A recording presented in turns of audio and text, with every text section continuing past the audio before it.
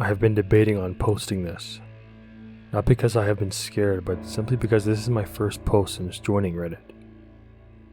Please forgive my writing, as sometimes my wording and punctuation could be better. I'll start off by explaining the area so you can get a good picture of where this occurred. We lived in a small neighborhood. All of the surrounding streets dead end to a half-circle park. Behind the park are some woods and a railroad track. When we were younger, we all played in the front part of the woods. We never ventured too far back. This was our play area for years. Never had an issue or scare. This area was a pretty and well-lit wooded area. Anyhow, one day my brother Jimmy, my best friend Sarah, and my brother's best friend Ian were all building a dam in the middle of the small creek that ran through the park and the woods. The boys decided they were going to head back to Ian's house for some snacks. Sarah and I said we would stay and finish our camp area. As we were moving rocks around, I get a very odd feeling coming over me. A strange feeling that we were being watched.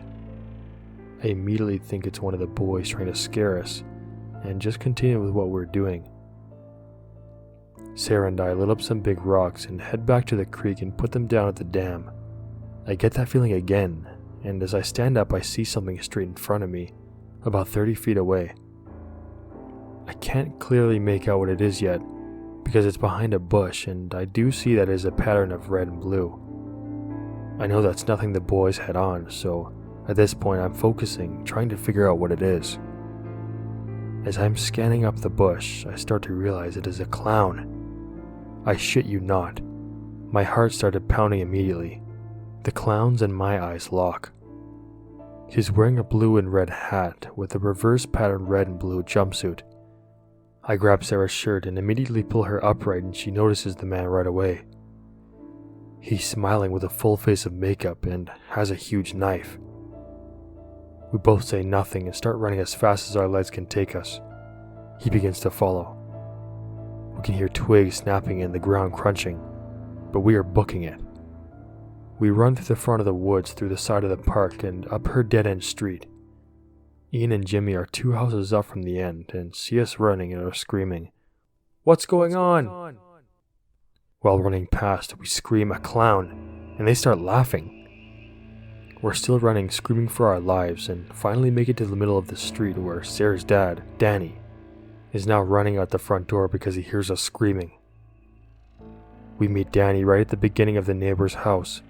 We're trying to explain what we saw, and he says, "Girl, stop it now. This is ridiculous. What are you talking about?" We try to catch our breath. By this time, Jimmy and Ian have caught up to us. We are crying and pointing and telling Danny again that we saw a clown with a knife. Jimmy and Ian are laughing, and Danny is asking if they played a prank on us. About this time, an old yellow Pinto type of a car comes up from the dead end of the park and pulls right up next to the sidewalk of the yard we're in. Sure enough, plain as day, it's the fucking clown. No hat this time, but knife in hand and telling us to come here. Danny starts shoving us all toward the house, and he himself is scared and running now. The car drives off down the street. We get inside and Danny calls the police. We had to give statements, and police patrolled the neighborhood and the park for a few weeks. We were never allowed to go back in the park again, and a few months later after that, the city started to clear out the woods. They cut down many trees and made a walking area that you could see through all the way to the train tracks. My friend and I used to talk about this many times up until her death. No one would believe us had they not seen it as well. It was just so scary. I think they only got to see him because whoever it was had to go down to the dead-end street to leave the neighborhood. Either way, this man was not afraid of us, nor the small group of people that gathered from our screaming. He very bravely stopped right in front of us as her father tried to comfort us and calm us down, all while flashing his knife. We are lucky to be alive, I feel. Had it just been one of us left in the woods, which sometimes occurred, I don't think there would have been a group of 4 of us any longer. Sarah's dad stopped drinking that day, and we all have a fear of clowns.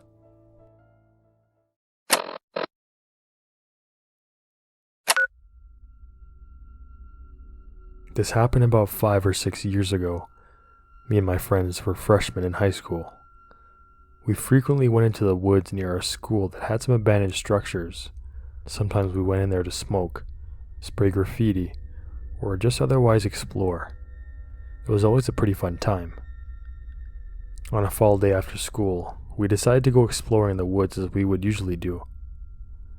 For the first 10 or 15 minutes into our adventure, everything was normal. Then eventually, we came across a tree that had a dagger sticking out of it.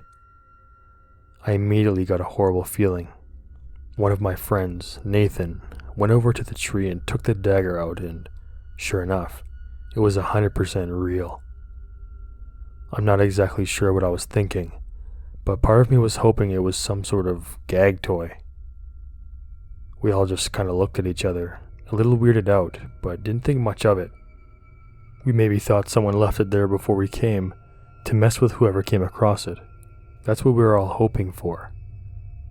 Nathan put the dagger in his backpack, and off we went. It wasn't long after we came across the tree that things started to get weird.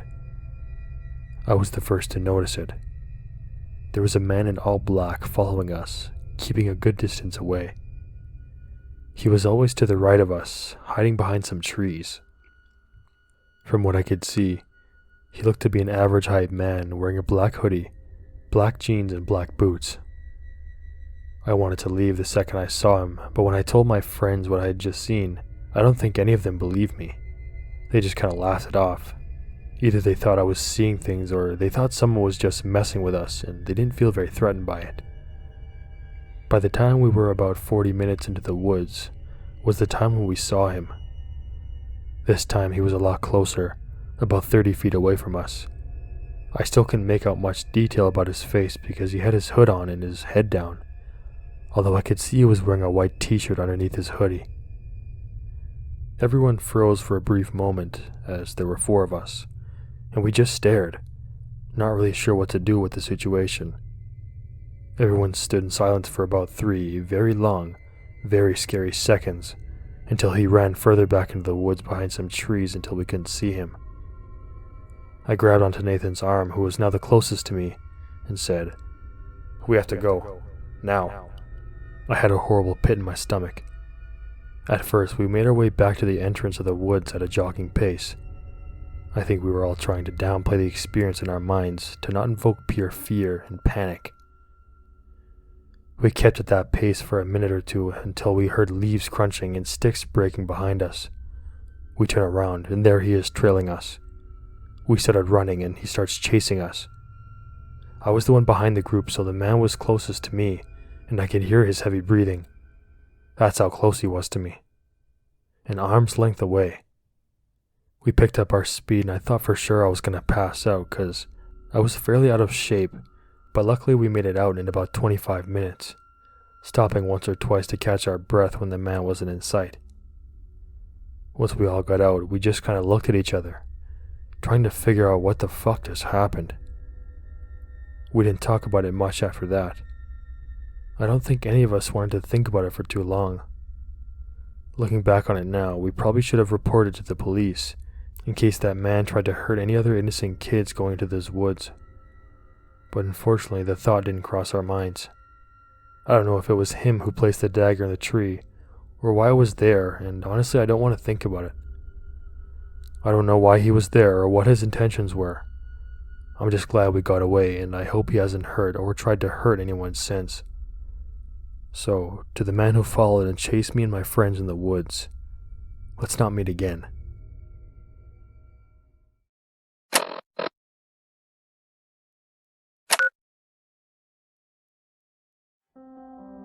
The following is a story that took place quite a few years back now. However, it still baffles me completely, and I'd like to share it here. I'm a teenager, and I've been in scouting/Boy Scouts for nearly all my life, and I really enjoy exploring with my friends and being trusted more, as I'm older now.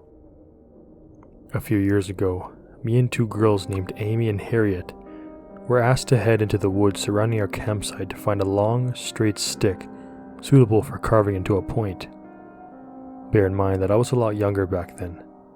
Harriet was older, and Amy only 1 year older than myself.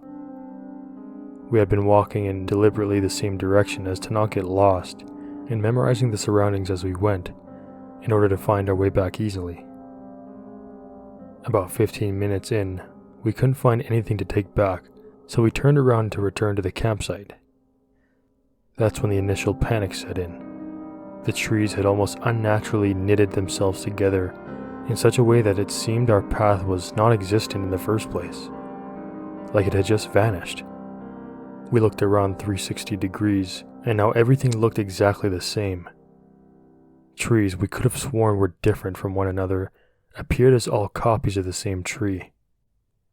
We kept walking in what we thought to be the correct direction while shouting for help, and eventually came to a concrete path, almost like a road but very thin, separating the forest, splitting it into two. We didn't follow the road as it went in the wrong direction to our campsite. On the other side of the path was more forest. However, nearby was an abandoned shack, likely used for storage or whatever else. We had no idea anything like this was out here in these woods, so we just kept walking. We eventually came to a road we didn't recognize, and a woman wearing a pink and purple Regatta Outdoors coat walked past, and we frantically asked her for the direction of our campsite, as by now, according to our watches and Harriet's phone, we'd been walking for an hour and a half. She said she'd never seen us before, but she said there's another campsite in the direction that she pointed to. We followed her advice and eventually came back to our campsite. We frantically apologized for being so long and that we couldn't find anything. The leader, Ian, could see all three of us were shaken up, and he stated, confused, that we'd only been gone 25 minutes and that our free time was still going on. To this day, this baffles all three of us, as our free time was 40 minutes long, and our watches and phones had said we'd been gone for hours. The forest we were lost in felt crushing and claustrophobic, like we'd entered into an area that the concept of time didn't apply to. I believe in the paranormal. However, this was so unlike anything I've heard or experienced before. It literally was like we'd been in a time vortex or something, and that hours in the forest were only minutes in the rest of the world. The feeling was very strange, and it stuck with me for the rest of the camp.